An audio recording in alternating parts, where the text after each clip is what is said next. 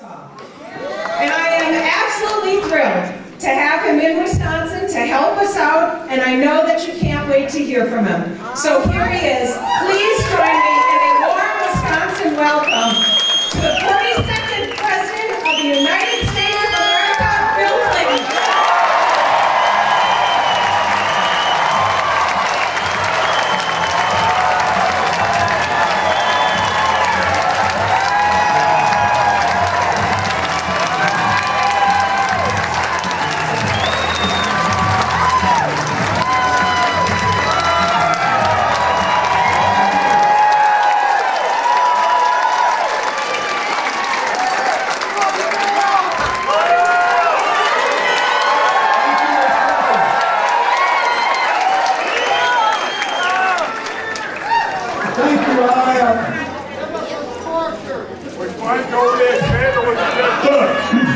You can't be too enthusiastic or I'll forget myself.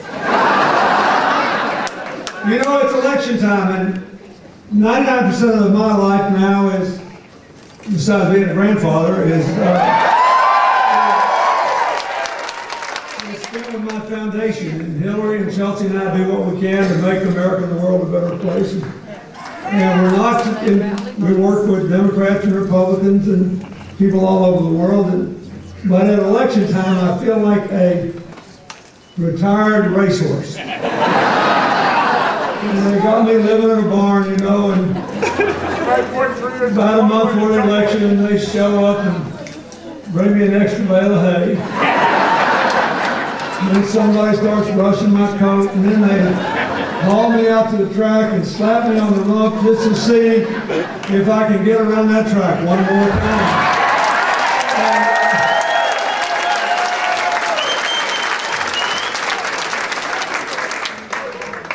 I am delighted to be here. I want to thank Congresswoman Gwen Moore for being here. Mayor Tom Barrett, thank you. County Executive Chris Edwards. Senator John Lemon, nominee for Lieutenant Governor. I want to say a special word of thanks and gratitude to a man who was a great public servant of Wisconsin, of America, and a very, very close friend of Hillary's and mine, Senator Herb Cole. Thank you.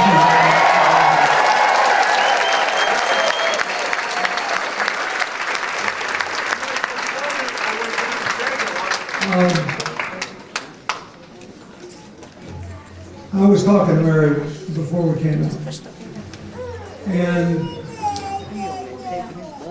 I'd like to say something to you born of my experience as a president, creating jobs, and as a governor for a dozen years. When I came to Wisconsin asking you to vote for me in 1992, our state led the country in job growth, or was second in job growth in every month of that year.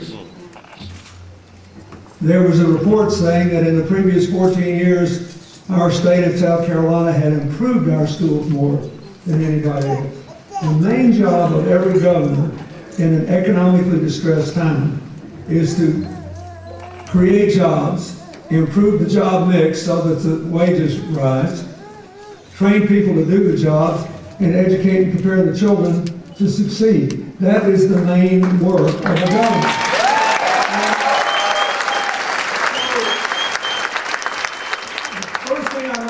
Is that I know I've got more yesterdays than tomorrows, and the more that happens to you, the more you think about tomorrow. I love being governor. I never would have gotten tired of it. And I love being president.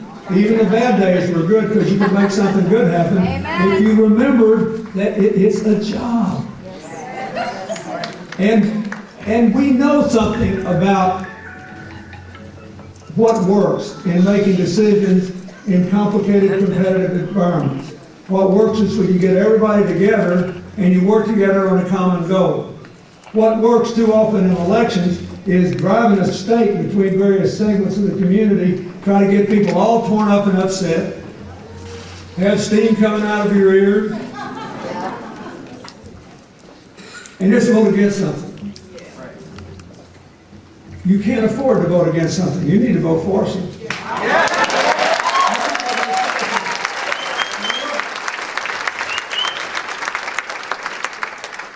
Let's start with where we are. This will not, unfortunately for my party and a lot of good people, have much impact on the election right now, but it's important that you know where we are.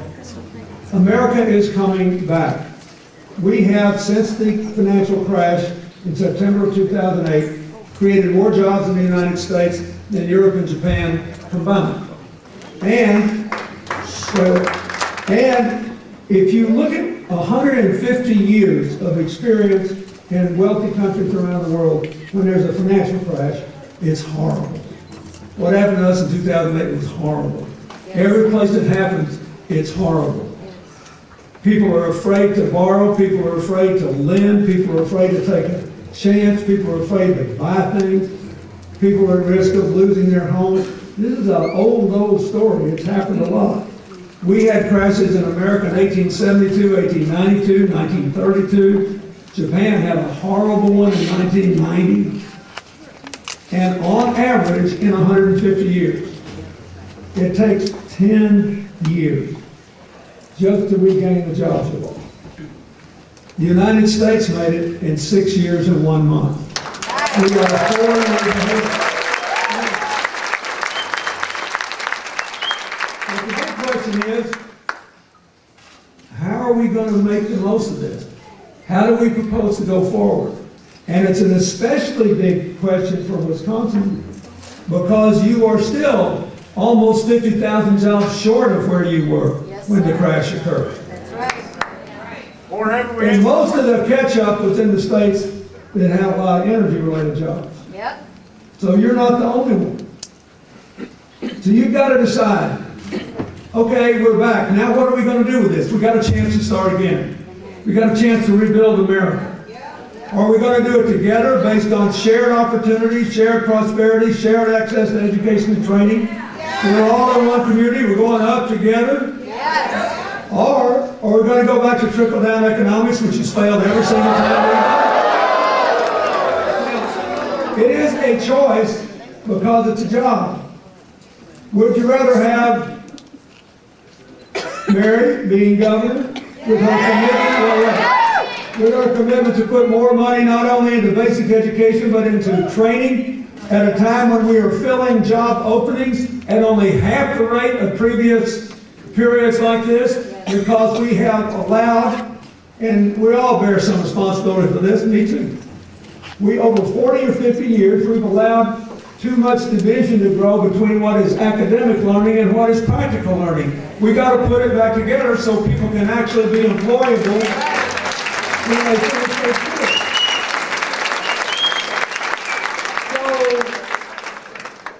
Would you rather adopt our program on that or go back to a trickle-down tax cut that's already failed you for 4 years?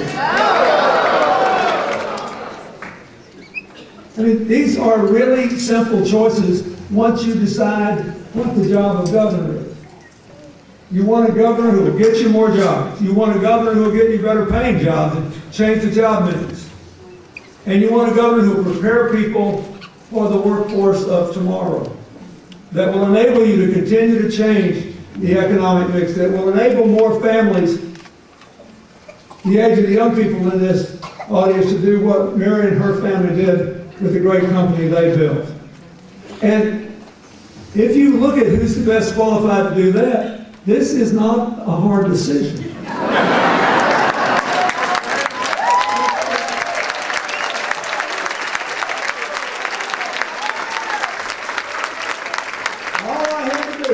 To read about the job she had with her family company and what was the nature of the work she did and how she went overseas into countries where she didn't speak the language and convince them to buy what she was producing.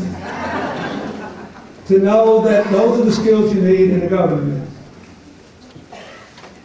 Sometimes at election time, we like people that just get us all fired up.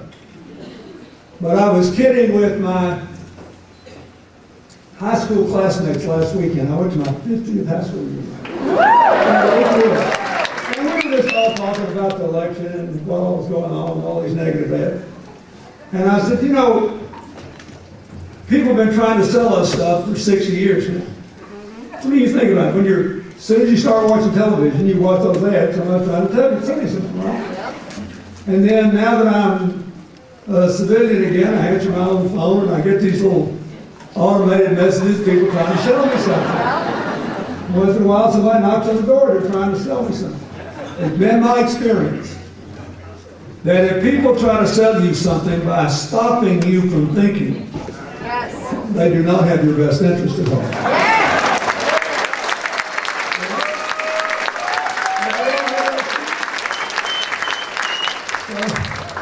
You watch these out-of-state ad wars, you know, they don't have your best interest at heart. And it won't be here on Wednesday morning after the election. That's right. But she's been here all her life. She'll be here Wednesday morning. She'll be the governor-elect.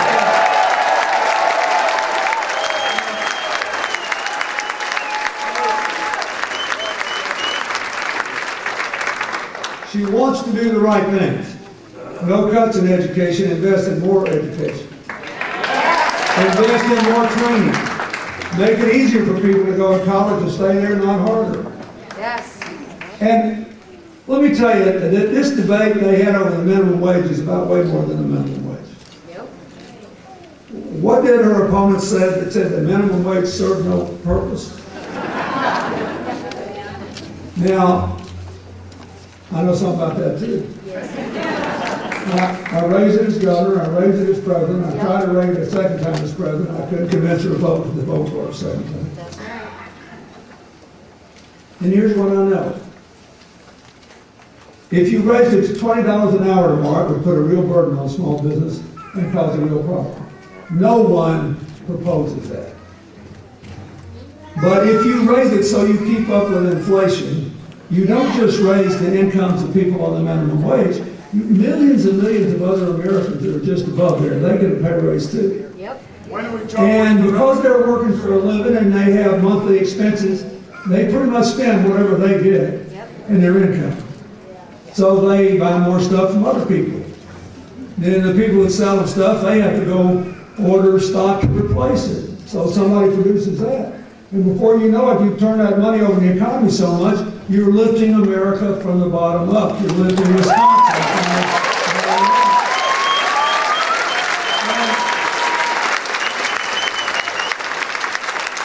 We've got to restore the mobility of the American dream. We've got to grow this economy from the middle class out. We've got to make it stronger. We've got to make working class people able to continue to improve their lot. And we've got to give poor people a chance to work their way into the middle class.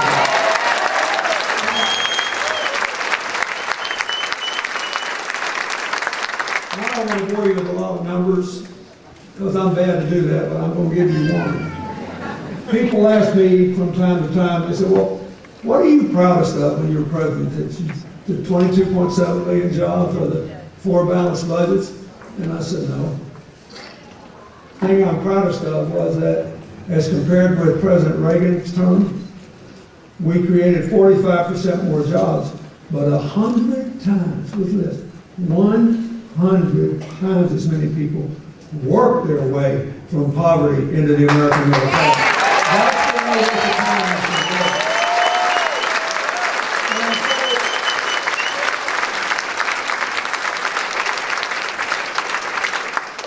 If I were a moderate Republican, I'd vote for Mary Burke for president.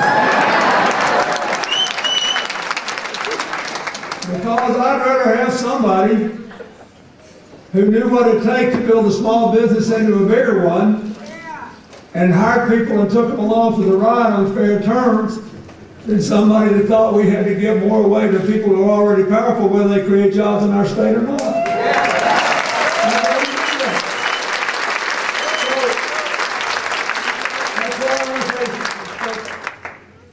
The whole country is watching this race because her opponent got a lot of headlines in the last 4 years, all related to conflict. Yep. She didn't make so many headlines because in her business and in her public service, she's been about cooperation. That's right. But I'm just telling you, I did this for a long time. I was a governor for 12 years. I was president for 8 years.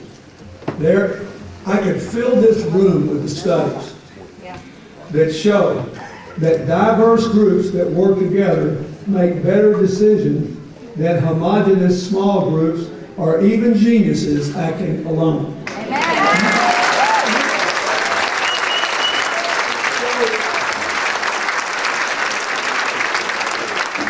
What you really have to do in this election is define what you think a governor's supposed to do.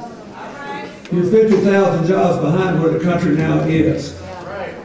You had the slowest job growth rate in the Middle West of 10 states. And it doesn't make any sense. You've got a great university network, you've got enough population diversity, you've got enough youth in your workforce, you've got all the assets in the world. You've got a great agricultural economy, your people work like crazy, you've got all the assets in the world. What you don't have is a political system devoted to maximizing your assets, minimizing your problems, and getting people together to actually get the show on the road instead of fighting all the time.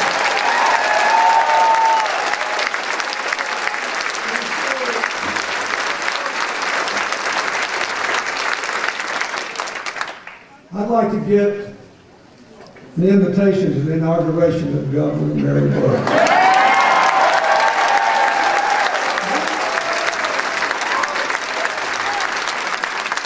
Wisconsin's been good to me. You voted for me twice, and I appreciate it. The only gift I can give you back is to tell you I did the work that the next governor will have to do. Yes, sir. For 12 years as governor, for 8 years as president. And I'm telling you, based on their approach, their attitude, their skills, their record, this should not be a close race, and you got to go make sure that people think just because there's no presidential race on the ballot, they can stay home. You've got to change that. You've got to get everybody out and elect you.